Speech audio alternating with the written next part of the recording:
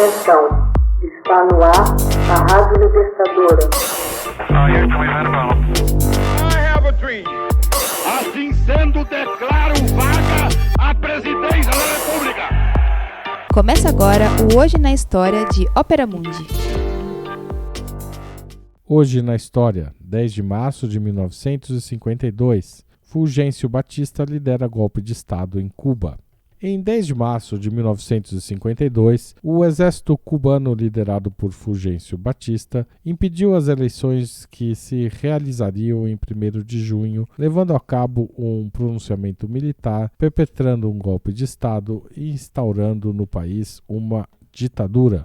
Na madrugada de 10 de março, o povo de Havana desfrutava de uma noite de carnaval e ninguém suspeitava que estava em marcha uma sinistra conspiração para tomar o poder.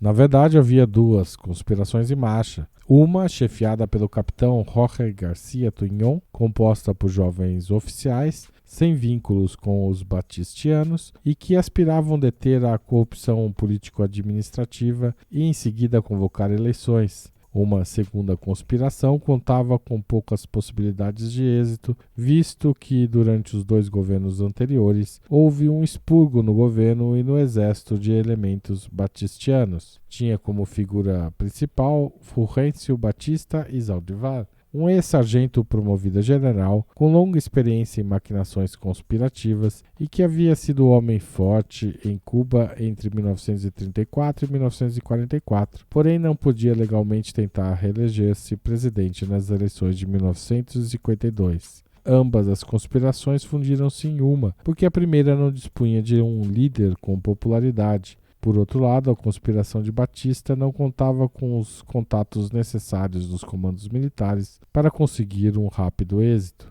Na união das conspirações, o chefe seria o capitão Tuñón. De fato, foi este oficial quem deu as primeiras ordens. Porém, tudo mudou ao chegar à Colômbia. Batista esperou seu momento até que as classes baixas e o povo começaram a afluir ao acampamento. Batista abandonou então seu papel de apenas uma figura do golpe para falar ao povo e aos soldados e distribuir ordens. Nesse momento, o jovem oficial Tuñón compreendeu que Batista outra vez havia roubado para si um golpe de Estado. Uma vez consumado o golpe de Estado militar contra o corrupto, se bem que constitucionalmente eleito o presidente Carlos Prio Socarrás, Batista se instalou no poder, derrogou a Constituição vigente desde 1940 e estabeleceu uma cruel ditadura. Longe de enraizada, com Batista a corrupção se enraizou. Batista implantou uma brutal repressão caracterizada pela tortura e pela eliminação dos adversários. Entre outros males, levou a limites vergonhosos a submissão aos interesses econômicos e políticos dos Estados Unidos. Na madrugada, os golpistas foram ocupando sem resistência as principais guarnições da capital, valendo-se da promessa de recompensar seus chefes. Enquanto isso, Batista se dirigia à fortaleza militar de Colômbia numa caravana escoltada por esbirros da polícia, motorizada sob o comando do famigerado tenente Rafael Cañizares. Foram, assim, tomados aeroportos, ministérios e meios de comunicação. Alguns oficiais em Matanzas, Vila Clara e Santiago de Cuba se negaram a acatar o golpe de Estado, porém foram tranquilizados com promessas de promoção e valores em dinheiro. As guarnições de Havana passaram a ter novos comandantes.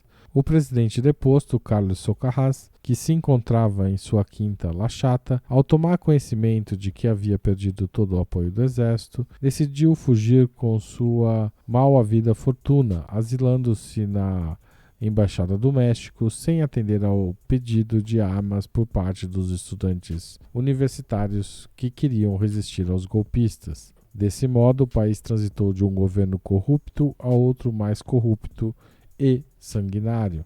Em 10 de março de 1952, o povo cubano passou a viver uma das etapas mais difíceis da República Neocolonial. Esse período se estendeu por quase 7 anos, com muitas lutas e enfrentamentos diante de uma sanguinária e cruel tirania no país.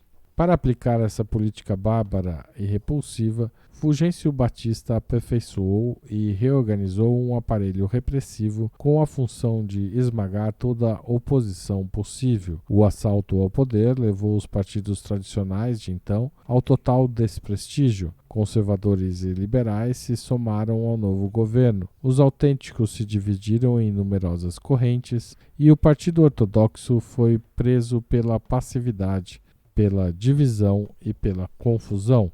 Com o derrocamento do governo constitucional e a abolição da Constituição de 1940, Fulgêncio Batista impediu a vitória popular e afiançou o domínio dos Estados Unidos sobre Cuba. O golpe de Estado de 10 de março gerou um processo revolucionário radical, tendo como ponto de partida a luta contra a violação legal no país. Esta ditadura só acabaria em 1º de janeiro de 1959, com o triunfo da Revolução comandada por Fidel Castro e Che Guevara. Hoje na História, texto original de Max Altman, locução de Haroldo Cerávulo, gravação e edição Laila Manoeli.